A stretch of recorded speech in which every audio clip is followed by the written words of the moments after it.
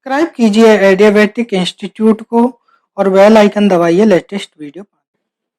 Hello everyone, स्वागत है आपका एडियाबैटिक कैरियर इंस्टीट्यूट में। We are learn to love to learn. मेरा नाम है अभिषेक सिंह और यदि आपको कुछ सीखना है अपने लाइफ में और कुछ नया करने की जा रहे हैं तो ये वीडियो आपको पूरा देखना पड़ेगा, क्योंकि ये एक लर्निंग वीडियो है। यहाँ से आप बहुत कुछ सीख सकते हैं। ऐसे ही यदि लर्निंग वीडियो देखना है तो आप मेरे चैनल को सब्सक्राइब कीजिए। चलिए पहुंचते हैं अपने वीडियो की ओर।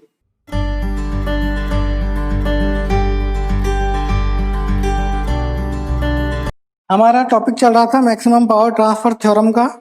मैंने उसमें आपको डीसी के जो क्वेश्चंस थे और डीसी की जो कंडीशन थी वो प्रूफ करके दिखा दी थी। डीसी के क्वेश्चंस कराए थे एक दो सॉल्व करके। फिर उसके बाद मैंने एसी का कुछ डिस्कशन किया था। एसी के मैंने आई का फॉर्मूला निकाला था, करंट का और पावर का फॉर्मूला निकाला था, और मैंने ये कहा था कि इसका जो प्रूफ है, जो जो कंडीशन है वो हम नेक्स्ट वाली वीडियो में पढ़ेंगे। तो वही हम कंडीशंस हैं, जो केसेस हैं, इसमें अलग अलग केस बनने वाले हैं, उन केसों का हम यहाँ डिस्कशन करने वाले हैं एसी में। उसके बाद इसके न्यूमेरिकल लेंगे। तो सबसे पहले मैं उन दो फॉर्मूलों को लिख देता हूँ। पावर का जो फॉर्मूला आया था वो वाला फॉर्मूला, और जो करंट का आया था। सबसे पहले आई का जो फॉर्मूला आया था वो ये आया था, VTH upon RL plus RTH का whole square XL plus XTH का होल स्क्वायर का अंडर रूट। ये हमारा आई का फॉर्मूला आया था और यहीं से हमने पी का फॉर्मूला निकाला था। पी क्या होता है, आई स्क्वायर आर, क्योंकि जो हमारा मैक्सिमम पावर ट्रांसफर थ्योरम की, ये हम मान लीजिए पी वो है वोल्टेज सोर्स एसी, ये वी ये ZTH है और ये ZL है। लेकिन हम जो पावर ट्रांसफर जो होता है वो हमेशा लोड के अक्रॉस होता है, जो पावर कंज्यूम होती है, इसलिए हम इसको RL लेंगे। तो P की वैल्यू हम यहाँ से लिख सकते हैं क्या, आई स्क्वायर। तो आई स्क्वायर की वैल्यू रख दो, तो VTH का होल स्क्वायर इंटू RL तो आने वाला है ही है, अपॉन इसका स्क्वायर हट जाएगा तो ये क्या बचेगा, RL प्लस RTH का whole square plus XL plus XTH का होल स्क्वायर। ये दोनों फॉर्मूले हैं हमारे। अब इनसे ही हम अपने जो केसेज हैं, अलग अलग केसेज, वो हम डिस्कस करने वाले। ZTH को क्या लिख सकता हूँ मैं, ZTH को ऐसे लिख सकता हूँ, RTH plus J into XTH ये लिख सकता हूँ, और ZL को मैं क्या लिख सकता हूँ, RL प्लस JXL। ठीक है, ये मैं इसको लिख सकता हूँ। ठीक है, अब हम बात करते हैं अलग अलग केस की। क्या है कि हमारा ये जब हम मैक्सिमम पावर ट्रांसफर थ्योरम लगाते हैं तो ये हमारा वेरिएबल होता है, इसकी वैल्यू तो हमें फाइंड करनी होती है। तो यहीं से हम केस वन शुरू करते हैं। केस वन ये लेते हैं कि जब हमारा ये RL ओनली वेरिएबल हो, ठीक है, मतलब कि RL की वैल्यू चेंज होती रहेगी और जो Z है XL है वो हमारा कांस्टेंट रहने वाला है। ठीक है, इसकी वैल्यू चेंज नहीं रहेगी। ठीक है, तभी भी तो ये वेरिएबल होगा जब RL की वैल्यू चेंज होगी। मतलब इसके अलग अलग केसेज हैं, वो केसेज मैं डिस्कस करने वाला हूँ। यदि RL वेरिएबल है तो हम यदि इसका पावर निकालते हैं तो हम बोलते हैं कि डिफ्रेंशिएट करते हैं और उसको इक्वल टू 0 करते हैं। तो हम यहाँ से ये निकाल सकते हैं DP अपॉन RL, PL के अक्रॉस ही है हमारा ये। ठीक है, और इसको यदि हम 0 कर देंगे तो हमारी वो कंडीशन आ जाएगी जो हम मैक्सिमम पावर ट्रांसफर थ्योरम में चाहते हैं।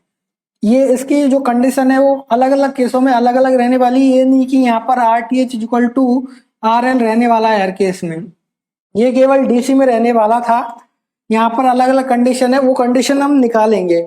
जो पहली कंडीशन में मैंने ये लिया था कि RL वेरिएबल है और XL कांस्टेंट है, तो ये वाला जब हम करेंगे, हम RL के अक्रॉस इसका डिफ्रेंशिएट करेंगे इसको, तो कर लो। और जब डिफ्रेंशिएट करोगे तो U/V का फॉर्म होता है ये वाला, RL प्लस RTH का whole square plus XL plus X T H का होल स्क्वायर, ठीक है, इसको जीरो का क्रॉस करना, जीरो करना हमें इक्वल। आर एल हमारा वेरिएबल है, एक्सएल हमारा कांस्टेंट है, तो सबसे पहले ये राशि क्योंकि ये राशि एज इट इज, और इस राशि का हम वो डिफ्रेंशिएट करते थे, तो ये वाली तो जीरो होने वाली क्योंकि ये कांस्टेंट है। यदि आप इसका करोगे 2RL प्लस RTH, ठीक है, माइनस, अब ये वाली जो वो है राशि वो एज इट इज आने वाली है, RL प्लस RTH का whole square plus XL plus XTH का होल स्क्वायर, और हम इस राशि का डिफ्रेंशिएट करेंगे तो VTH का होल स्क्वायर, ठीक है। ये तो कांस्टेंट हो गया, ये होके तो आ जाएगा RL का 1 हो जाएगा, ठीक है। जब आप इसको सॉल्व करोगे तो ये इधर चला जाएगा तो ये जीरो हो जाएगा, और ये जीरो हो जाएगा, तो मैं ऐसे लिख सकता हूँ VTH into RL, 2RL plus RTH is equal to RL plus RTH का whole square plus XL plus XTH का होल स्क्वायर इंटू VTH का होल स्क्वायर। जब आप मल्टीप्लाई करोगे और इसे सॉल्व करोगे तो VTH कैंसिल आउट हो जाएगा, और एक वैल्यू और कैंसिल आउट होगी, RL इंटू RTH की जो वैल्यू आएगी वो भी दोनों तरफ कैंसिल आउट हो जाएगी, और जो हमारा RL की वैल्यू है वो ये आने वाली है। जो RL की वैल्यू आएगी वो ये आएगी अंडर रूट ऑफ RTH का whole square plus XL plus XTH का होल स्क्वायर, ठीक है। ये हमारी RL की वैल्यू आएगी। अब RL की वैल्यू आप यहाँ पुट कर देना, यहाँ पुट कर देना, मैक्सिमम पावर आ जाएगी केस 1 की, ठीक है। ये केस को याद रखना है, यदि याद में नहीं रहता है तो मैं इसकी ट्रिक बताऊंगा लास्ट में वीडियो के लास्ट में कैसे याद रखना है, ठीक है। अब लेते हैं केस 2। केस 2 में हम क्या करते हैं, केस 2 में हम ये करते हैं कि जो हमारी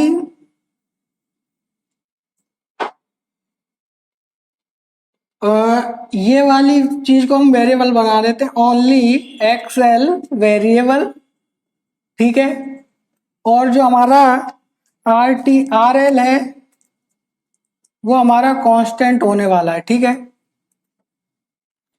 जब ये कंडीशन लगाओगे आप तो आप RL को कांस्टेंट रखोगे तो वही सेम इसका स्क्वायर ऊपर, और ये जब डिफ्रेंशिएट करोगे आप तो differentiate PL upon DPL upon D x L के अक्रॉस होगा और उसको जीरो करना है, तो ये वाली क्वांटिटी जीरो हो जाएगी, और इसका करोगे तो आप ये फाइंड करोगे जो एक्स एल की वैल्यू आएगी वो minus of x T H के इक्वल आने वाली है, क्योंकि ये वाली कंडीशन जीरो हो जाएगी, ये वाली तो रहेगी, ये वाले ऊपर वाला हिस्सा जीरो हो जाएगा, तो ये वाला कंडीशन रहेगा, और इसको जब जीरो के इक्वल करोगे तो आप ये वाली कंडीशन आएगी, ठीक है। ये हमारा केस नंबर 2 है। जब ये वेरिएबल हो तो हम ये कह सकते हैं जो हमारा ये वाला है, ये वाला हिस्सा जो एक्स टी एच है वो एक्स एल के इक्वल होना चाहिए, ठीक है, minus of x T H, ठीक है, माइनस के।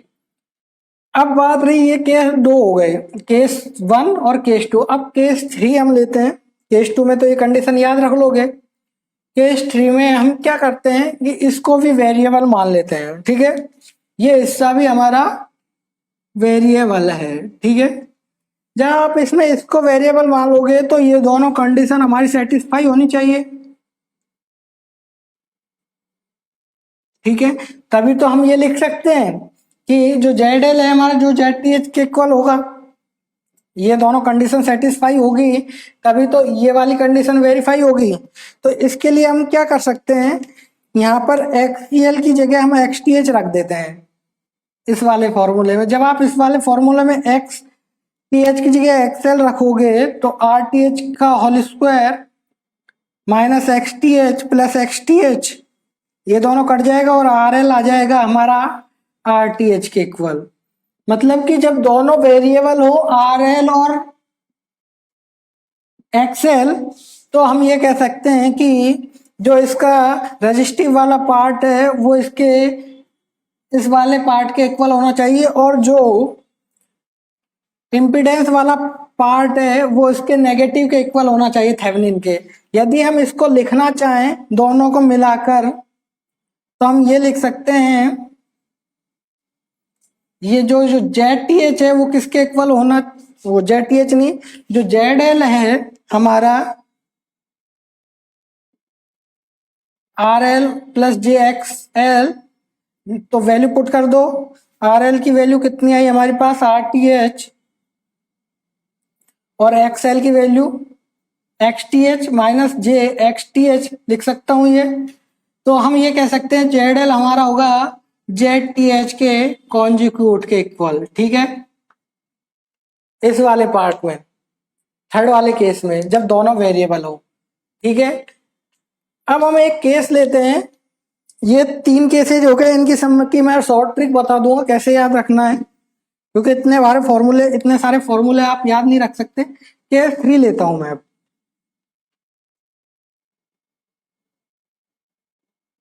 पावर का फॉर्मूला जरूर याद रखना है आपको, पावर को मैं वापस से लिख देता हूं। पावर जो हमारा होगा VTH का whole square into RL upon, इसका स्क्वायर कर दोगे तो RL प्लस RTH का whole square plus XL plus XTH का होल स्क्वायर, ठीक है। केस 4 ले रहा हूं मैं। 3 केस तो मैंने डिस्कस कर लिया कि जो हमारा ये सर्किट है उसमें हमने अलग अलग ये वाला वेरिएबल देख लिया, ये वाला वेरिएबल देख लिया, ठीक है। अब हम क्या लेते हैं कि RL और XL दोनों वेरिएबल हो। पिछली बार तो हमने पूरा वेरिएबल लिया था RL XL और ZTH। अब हम यहाँ पे वो जे ये जो एंगल है वो भी वेरिएबल था। अब हम ये लेते हैं जो J है वो कांस्टेंट है, ठीक है। तो जब आप J को कांस्टेंट मानोगे तो उस केस में क्या लिख सकते हैं हम, जो ZL होगा हमारा वो RL प्लस JXL होगा।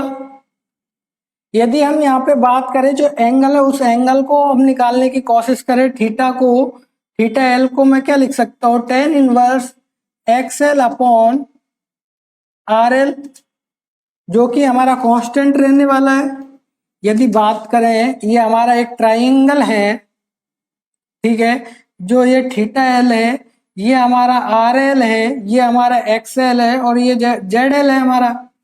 तो हम यहाँ से RL की वैल्यू निकाले हैं, RL की वैल्यू थीटा के उसमें रेस्पेक्ट में निकाले हैं, तो मैं लिख सकता हूँ ZL cos थीटा एल लिख सकता हूँ इसको, ठीक है।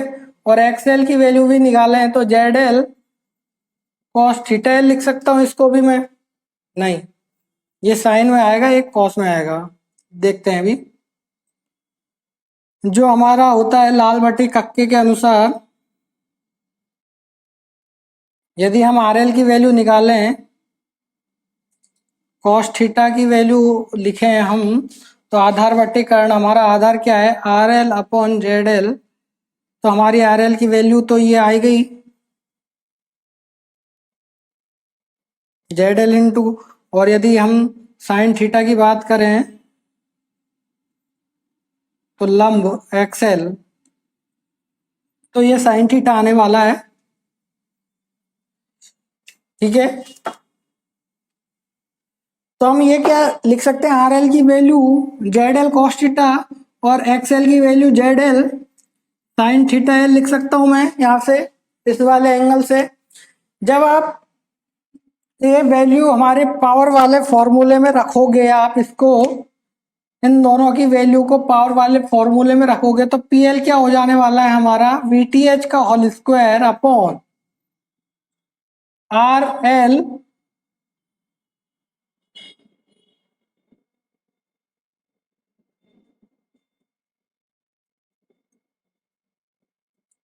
और ये हो जाने वाला है। जब आप इसकी वैल्यू यहाँ पर पुट करोगे ये आपस में कट पिट जाएंगे दोनों, जब वैल्यू को पुट करोगे आप, RL की वैल्यू ये ऊपर ये रखाना जाएगा, यदि नीचे XL की वैल्यू रखोगे आप इसको तो ये रखाना जाएगी, फिर कॉमन लोगे तो आपको ये वाला फॉर्मूला मिलने वाला है। यदि आप वैल्यू पुट करके देख लो और उसके बाद यदि आप इसको डिफ्रेंशिएट करोगे, मतलब कि आप 2 बार डिफ्रेंशिएट करना पड़ेगा। एक बार तो आपको डीपीएल अपॉन डीआरएल के अक्रॉस और एक डीपीएल अपॉन डी एक्सएल के अक्रॉस, क्योंकि हमने दोनों को कांस्टेंट माना है, ये दोनों को वेरिएबल माना है और इसको कांस्टेंट माना है, तो दो बार करोगे और उसको 0 के इक्वल करोगे तो हमारी जो वैल्यू आने वाली है जेड एल जो कि जेड टी एच के इक्वल होगा। यहाँ पर कॉन्जुकेट के इक्वल नहीं होगा, पिछले केस में हमारे कॉन्जुकेट के इक्वल हो रहा था और यहाँ पे हमारी कॉन्जुकेट के इक्वल नहीं होगा। ठीक है, इस केस को याद रखना। अब एक और केस लेता हूं मैं, केस नंबर 5। ठीक है,